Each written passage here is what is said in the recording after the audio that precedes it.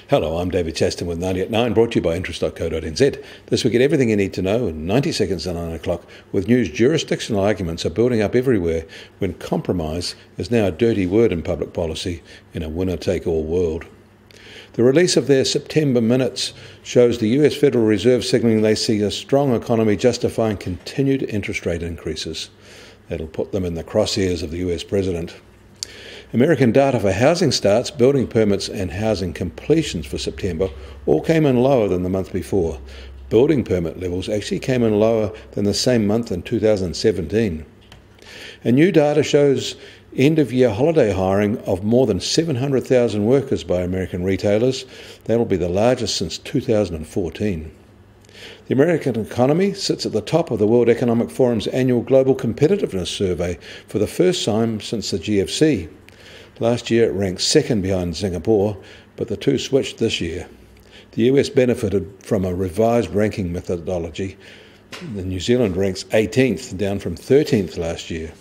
While we score at the top of the subcategory of institutions with the world's best enabling environment, we are hindered by lower rankings in human capital, innovation and financial markets.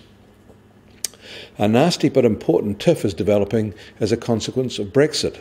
The EU is defending itself from the position of London as a financial centre by changing the rules for derivatives trading to ensure that after Brexit that the EU regulations will apply to all traders of euro derivatives. But that catches the US trading firms too, and the American CFTC has threatened to withdraw US banks from the system if they become subject to EU regulations. Because the US institution provide the bulk of the liquidity to the London systems, the impact will be enormous. It's just a threat at this stage, aimed not at having US banks subject to EU regulations on derivatives, as happens now, but the implications are serious. Growth in China's net new yuan loans in September slowed sharply despite government calls for expanding financial support for businesses, adding to evidence that the world's second largest economy is facing growing downside risks. Major SOE banks may not be enthusiastic members of the home team after all. US Treasury 10-year yield is up slightly to 3.17% today. Gold is down $2 an ounce and now at $1,225 an ounce.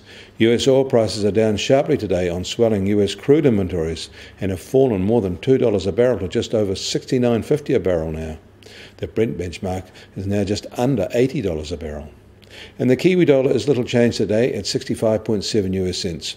Other cross rates are at 92.2 Aussie cents and 57 euro cents. That puts the TWI at 69.8.